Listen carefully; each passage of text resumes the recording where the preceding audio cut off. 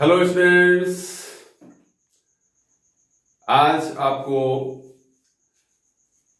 विभिन्न परमाणुओं के विभिन्न कक्षाओं में इलेक्ट्रॉन कैसे वितरित होते हैं, कैसे फिल होते हैं, कैसे भरते हैं, उसके बारे में बहुत सारे रूल्स हैं। लेकिन यहां पर हम आज आपको बोरवरी, नील बोर और बीवरी दोनों वैज्ञानिकों ने मिलकर के इस नियम को बनाया था। इस नियम के आधार पर कोई भी परमाणु होगा, कोई भी एलिमेंट्स का परमाणु, उनके विभिन्न कक्षाओं में इलेक्ट्रॉन किस तरह से वितरित होंगे, कैसे प्रवेश करेंगे, उसी का रूल्स है। इसमें बोरवरी ने 4 नियम दिया। इन 4 नियम को आपको बहुत बारीकी से ध्यान में रखना है बहुत सरल से, बिल्कुल सरल सा है, बट आपको थोड़ा सा दिमाग दौड़ाना है, ध्यान रखना है।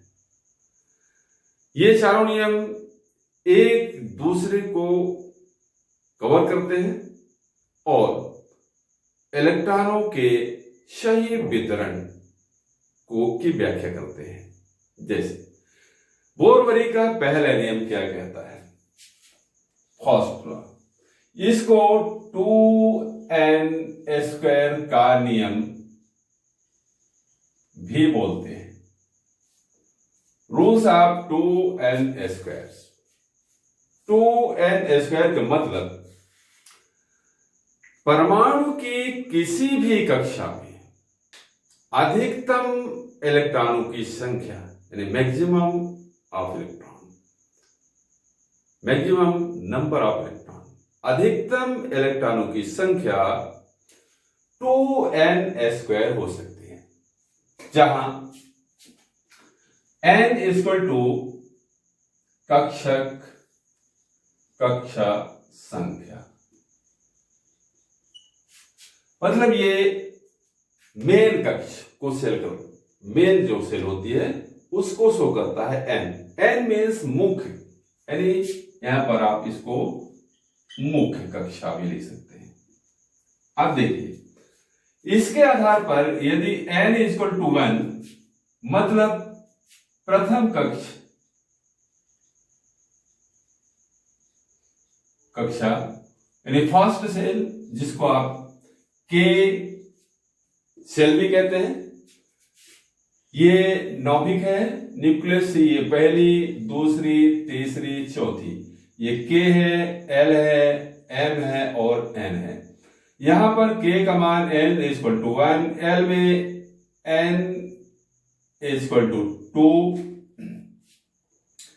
M मतलब N इक्वल टू 3 और N मतलब N इक्वल टू 4। ये 4 मुख्य कक्षाएं हैं। हमने आपको पिछली वीडियो में बताया था कि किसी भी परमाणु में कुल अधिकतम 8 कक्षाएं हो सकती हैं, जिसमें से 4 मुख्य कक्षाएं होती हैं और शेष जो कक्षाएं होंगी वो सप्लीमेंट्री सेल होती हैं। अब इस आधार पर K मतलब N इक्वल टू 1, तो 2n² मतलब 2 into 1² इक्वल 2 इलेक्ट्रॉन। यानी परमाणु की पहली कक्षा में अधिकतम 2 इलेक्ट्रॉन हो सकते हैं। यदि इसके आधार पर L का मान देखें, यानी N इक्वल टू 2 मतलब सेकंड कक्षा, इसमें 2 into 2 का स्क्वायर मीन्स 2 दूनी 4 दूनी 8, मतलब 8 इलेक्ट्रॉन। अधिकतम 8 इलेक्ट्रॉन हो सकते हैं L कोष में, L कक्षा में मैक्सिमम 8 इलेक्ट्रॉन। इसी के आधार पर यदि M तीसरी कक्षा, N इक्वल टू 3, यदि N इक्वल टू 3 है, ये K हो गया, ये L हो गया, ये M हो गया, मतलब तीसरी कक्षा यानी third shell, 2 into 3² equal 18 electron. यानी अधिकतम तीसरी कक्षा में 18 इलेक्ट्रॉन ही हो सकते हैं। यदि nवीं शेल यानी चौथी कक्षा मीन्स n इक्वल टू 4 में देखें, फोर्थ शेल, इसमें n इक्वल टू 4 है, मतलब 2 इंटू 4 स्क्वायर इक्वल 32 इलेक्ट्रॉन, यानी इसमें 32 इलेक्ट्रॉन हो सकते हैं। अब यहां पर एक चीज आप ध्यान रखना है, जो हमने बताया था मेन सेल और सप्लीमेंट्री सेल्स में व्हाट इज रिलेशनशिप, क्या संबंध है, वो सप्लीमेंट्री सेल क्यों कहलाती है। यहां पर ये जो चौथी मेन सेल है इसका कैरेक्टर्स आप देख रहे हैं, यानी इसमें मैक्सिमम 32 इलेक्ट्रॉन हो सकते हैं। इसीलिए कोई भी अगली जो कक्षा होगी यानी 5th, 6th, 7th या 8th, जो भी कक्षाएं होंगी इन सभी में यही रूल फॉलो होगा, मतलब इसमें भी मैक्सिमम 32, इसमें भी 32, इसमें भी 32, इसमें भी 32 इलेक्ट्रॉन ही हो सकते हैं। अन्यथा 2n स्क्वायर के अनुसार यदि ये 5वीं कक्षा थी तो इसमें 50 यानी 50 इलेक्ट्रॉन हो सकते थे, यदि 6वीं है तो इसमें 72 इलेक्ट्रॉन हो सकते थे। इस तरह से मतलब आगे इसमें इलेक्ट्रॉनों की संख्या ये 2n स्क्वायर के साथ हो जाएगी। लेकिन 2n स्क्वायर का जो रूल्स है फॉलो करता है, यहां पर जो मेन सेल होती है, मुख्य कक्षाएं होती है, उस पर ये नियम लागू होता है। इसके बाद ये सप्लीमेंट्री सेल्स में जो कोई इलेक्ट्रॉनों की संख्या केवल जो चौथी कक्षा है, मुख्य कक्षा, चौथी कक्षा के बाद सप्लीमेंट्री सेल में यही रूल्स लागू होगा, मतलब मैक्सिमम 5वीं, 6वीं, 7वीं, 8वीं जो भी होगी उसमें मैक्सिमम 32 इलेक्ट्रॉन ही हो सकते हैं, उससे ज्यादा नहीं। तो ये फर्स्ट रूल है। अब यहां पर सेकंड रूल, इसको आप नोट कर लें। अब यहां पर देखिए जो बोररी का सेकंड रूल है उसे अष्टक का नियम यानी ऑक्टेन रूल्स भी कहते हैं। मतलब इसका अर्थ यह हुआ, इस रूल के अनुसार किसी भी परमाणु की सबसे बाहरी कक्षक में अधिकतम इलेक्ट्रॉनों की संख्या 8 हो सकती है। 8 से ऊपर बिल्कुल नहीं। अधिकतम यानी मैक्सिमम इलेक्ट्रॉनों की संख्या 8 हो सकती है, ये ध्यान रखना है। मैक्सिमम इलेक्ट्रॉनों की संख्या 8 कहां पर? परमाणु की सबसे बाहरी आउटर मोस्ट लेयर पे, सबसे बाहरी कक्षा आउटर मोस्ट लेयर में मैक्सिमम इलेक्ट्रॉनों की संख्या 8 हो सकती है। 8 से ऊपर किसी भी हालत नहीं। जैसे मान लीजिए कि इलेक्ट्रॉनिक कॉन्फ़िगरेशन चला है और उस समय आउटर मोस्ट लेयर में बाहरी कक्षक में इलेक्ट्रॉन 8 प्रवेश कर गए, तो जैसे ही 8 इलेक्ट्रॉन प्रवेश कर जाएंगे तत्काल नई कक्षा बनेगी। यह रूल भी है, तत्काल नई कक्षा बनेगी और उसमें सबसे पहले 2 इलेक्ट्रॉन प्रवेश करेंगे। ठीक है ना? यदि 8 इलेक्ट्रॉन बाहरी कक्षा में पूर्ण हो गए, जैसे पूर्ण होंगे उसमें तत्काल नई कक्षा बनेगी। यहां पर यदि 8 इलेक्ट्रॉन हो गए, अभी ये मान लीजिए कि यहां पे 1, 2 और ये लास्ट, हर बारी लास्ट होगी। 8 इलेक्ट्रॉन जैसे ही होंगे ये तत्काल नई कक्षा बनेगी और इसमें सबसे पहले 2 इलेक्ट्रॉन प्रवेश करेंगे। ये है ऑक्टेन रूल्स, मतलब अष्टक का नियम कहलाता है। ठीक है। अब थर्ड, तीसरा नियम क्या कहता है? अब तीसरा नियम ध्यान दें आप। इस नियम के अनुसार किसी भी परमाणु की सबसे बाहरी कक्षक में 2 से अधिक इलेक्ट्रॉन, मतलब 2 से अधिक, मोर ऑफ 2 इलेक्ट्रॉन, 2 से अधिक इलेक्ट्रॉन तब तक नहीं हो सकते जब तक कि उसके अंदर वाली सभी कक्षाएं 2n², मतलब पहले नियम के अनुसार पूर्ण ना हो जाए। इस नियम को आप ध्यान रखें, बहुत जरूरी, बहुत महत्वपूर्ण। थर्ड रूल क्या कह रहा है? किसी भी परमाणु की सबसे बाहरी कक्षक में 2 से अधिक इलेक्ट्रॉन तब तक नहीं हो सकते जब तक कि उसके अंदर वाली सभी कक्षाएं 2n², मतलब फर्स्ट रूल्स के अनुसार पूर्ण ना हो जाए। ये तीसरा नियम कहता है। अब चौथा नियम आप ध्यान दें, यहां पर 18th 32 रूल्स इसको बोलते हैं, 1832 का नियम। इसको ध्यान दें आप, 1832 का नियम क्या है? ये बोरवली का चौथा नियम है। इसके अनुसार परमाणु की किसी भी कक्षा में 18 इलेक्ट्रॉन तभी होंगे, किसी भी कक्षा में, जैसे इसमें होना है 18 इलेक्ट्रॉन। मान लो ये कोई कक्षा है, तो इस कक्षा में 18 इलेक्ट्रॉन, ये मान लो न्यूक्लियस है।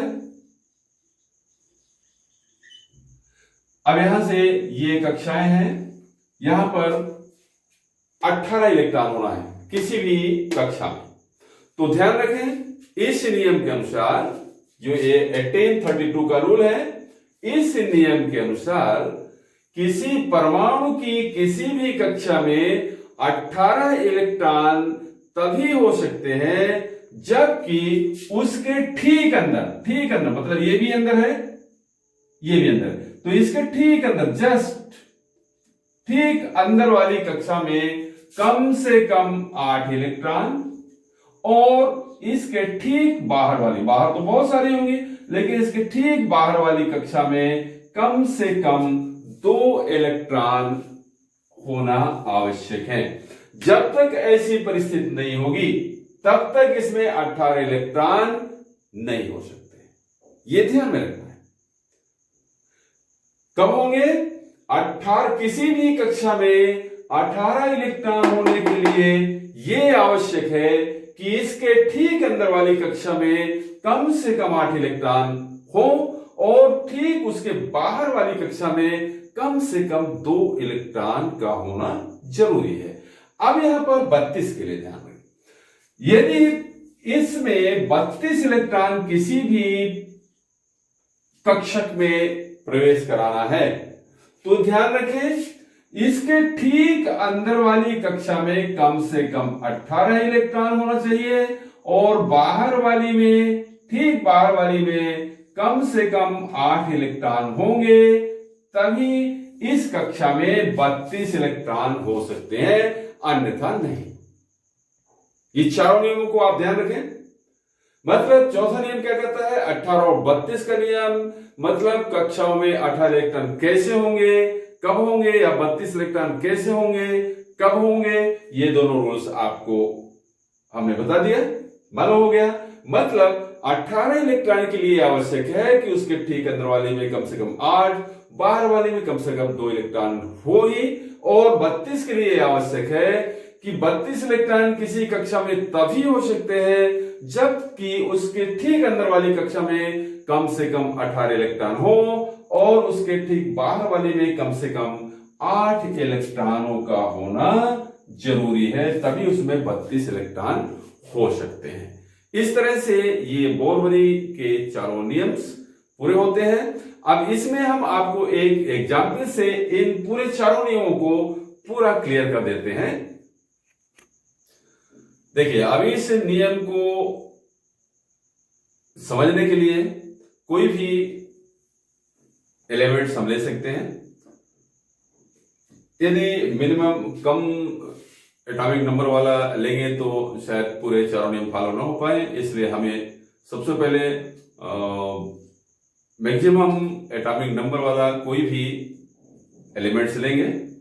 जैसे मान लीजिए कि हम सीजियम ले लें, सीजियम 55 इसको लें, या इससे भी बड़ा फ्रांसियम ले सकते हैं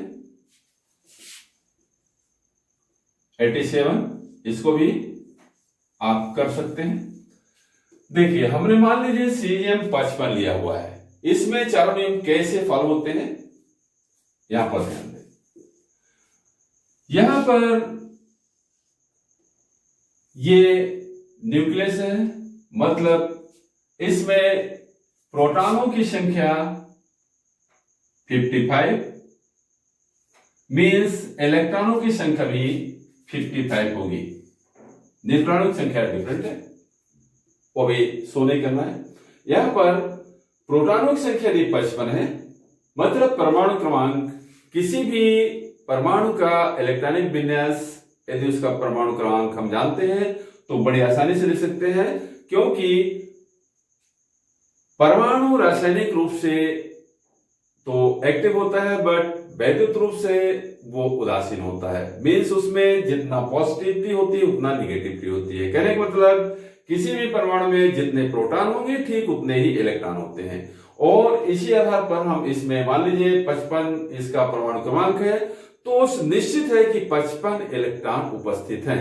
अब ये कैसे इनमें प्रत्येक कक्षा में, विभिन्न कक्षाओं में जो डिस्ट्रीब्यूट होंगे उसको आप देखें। पहली कक्षा में 2n² के अनुसार 2 इलेक्ट्रॉन प्रवेश करेंगे। ये 2 इलेक्ट्रॉन हमें डाल दिया। 2n² के नियम के अनुसार यहां पर 2 इलेक्ट्रॉन प्रवेश किए, और अबाउ रूल से भी आप देखेंगे तो सबसे लोएस्ट एनर्जी लेवल यहीं पर है, और यहां पर सबसे पहले 1s में इलेक्ट्रॉन प्रवेश किया था। इसके बाद यहां पर 2 इलेक्ट्रॉन प्रवेश करने में जो हुंड का रूल्स भी है यहां पर लागू हो रहा है, क्योंकि यहां पर पहले 1 इलेक्ट्रॉन आया क्लॉकवाइज, फिर दूसरा एंटी क्लॉकवाइज 2 इलेक्ट्रॉन प्रवेश करेंगे, एक एक करके प्रवेश करते हैं। पाउली अवर्जन का सिद्धांत भी यहीं पर लागू हो रहा है, क्योंकि एक क्लॉकवाइज है और एंटी क्लॉकवाइज दूसरा हो जाएगा, मतलब इसमें चारों क्वांटम संख्याओं के मान समान नहीं हो सकते हैं। मतलब यदि पहली n यहां पर प्रिंसिपल क्वांटम नंबर 1 है, l का मान 0 होगा, m का मान 0 होगा, इसके लिए s का मान +½ होगा तो इसके लिए -½ हो जाएगा। इस तरह से सभी रूल्स इसमें इंक्लूडेड है। अब यहां पर दूसरा कक्षक बना 2n² के अनुसार इसमें 8 इलेक्ट्रॉन प्रवेश करेंगे। आपको मालूम है दूसरा मतलब 8 इलेक्ट्रॉन मैक्सिमम हो सकते हैं, आप देख चुके हैं रूल्स 2ns के अनुसार। अब यहां पर ये 8 इलेक्ट्रॉन भरेंगे, 1 2। जैसे ही तीसरा इलेक्ट्रॉन प्रवेश करना चाहा, कौन सा रूल आएगा? तीसरा नियम याद रखिए। तीसरा नियम कहता है कि किसी भी परमाणु के सबसे बाहरी कक्षक में 2 से अधिक इलेक्ट्रॉन तब तक नहीं हो सकते जब तक कि उसके अंदर वाली सभी कक्षाएं 2n² के अनुसार पूर्ण न हो जाए, मतलब वो आकर रोक देता है। रुको पहले देखो, तो हम देखते हैं 2n² के अनुसार एक ही कक्षा है नाभिक से, तो 2 इलेक्ट्रॉन हो सकते हैं पहली कक्षा में, मतलब 2n² के अनुसार ये पूर्ण हो गया। इसलिए अब यहां पर 8 इलेक्ट्रॉन प्रवेश कर जाएंगे। 4 5 6 7 8। जैसे ही 8 इलेक्ट्रॉन हो गए तुरंत तीसरी कक्षा बनती है। ये तीसरी कक्षा बनेगी। यहां पर तीसरी कक्षा में 2n² के अनुसार अधिकतम 2 8 यानी 18 इलेक्ट्रॉन प्रवेश करेंगे। तो इसमें आपने डाला 18 इलेक्ट्रॉन, बट जैसे 2 इलेक्ट्रॉन प्रवेश किए तीसरा नियम फिर से आ गया। रुको पहले देखो क्या अंदर वाली कई कक्षाएं 2n² के अनुसार पूरी है। तो आप देखिए पहली कक्षा में 2 सही है, दूसरी में 8 होना चाहिए, सही है। तो तीसरी में अभी अब यहाँ पर 18 इलेक्ट्रॉन प्रवेश कर लेंगे, मतलब तीसरे में 18 इलेक्ट्रॉन का पहुंचना निश्चित हो गया। अब ये 2 हो गया, 3, 4, 5, 6, 7, 8, 9वां ब्रेक। क्यों भाई, इसमें तो 18 होना चाहिए, बट 9वां इलेक्ट्रॉन को तो ब्रेक कर दिया। कौन ब्रेक कर दिया?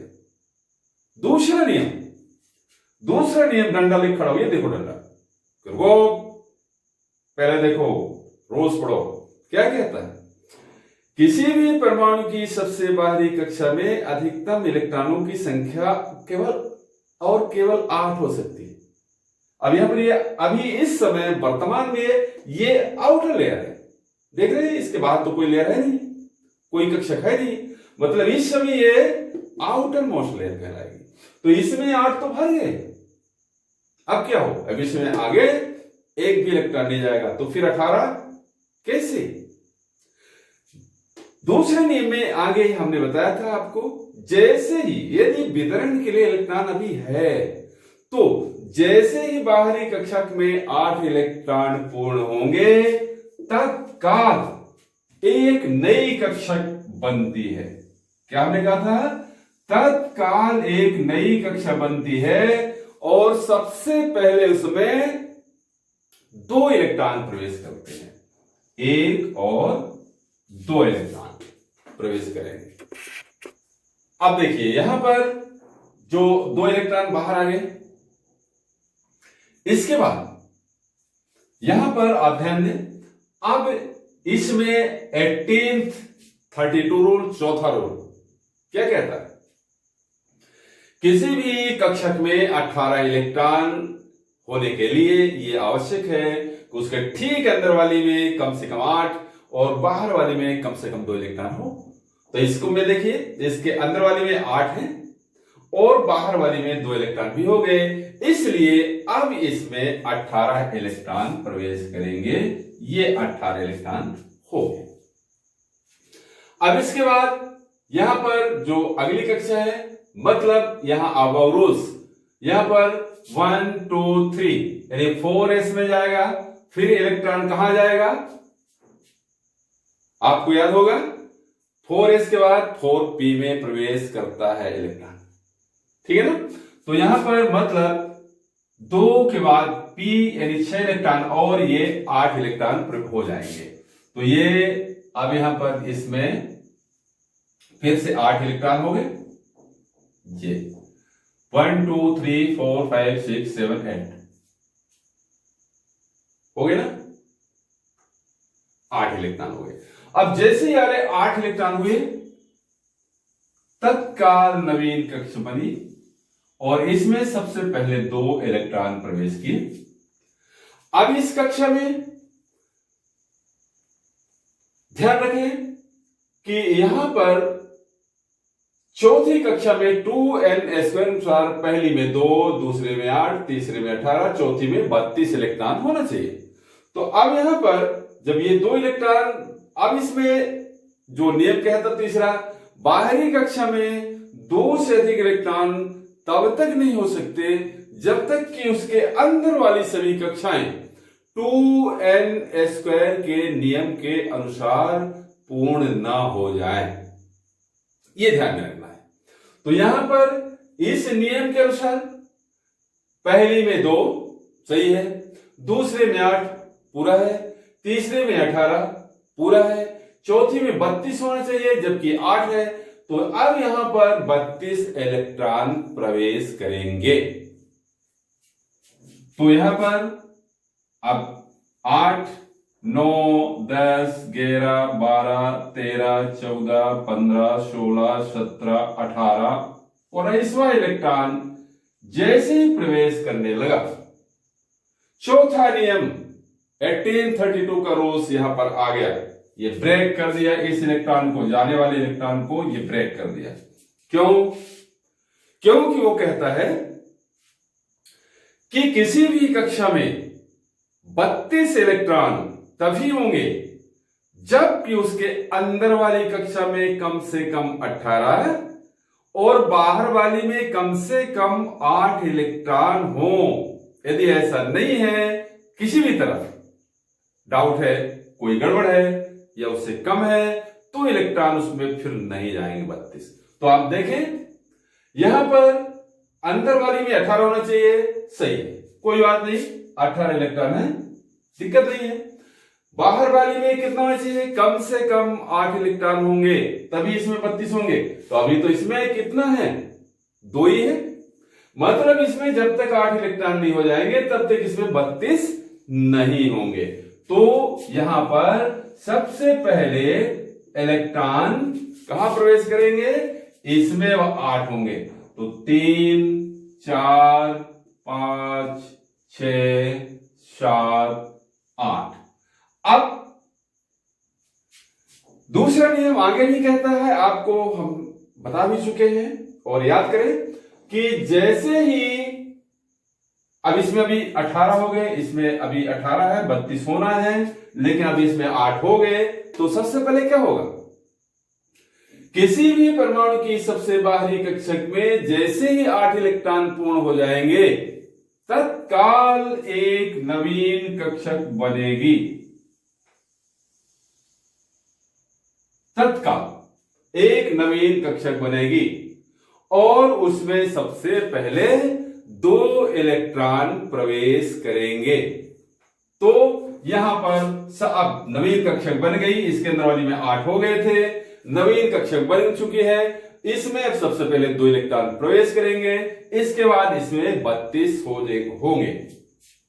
तो ये एक इलेक्ट्रॉन और दूसरा है ही नहीं, समाप्त, इलेक्ट्रॉन ही समाप्त हो गया, मतलब 32 भरने का कोई प्रश्न नहीं। अब इसको देखें, अब इसमें ये 2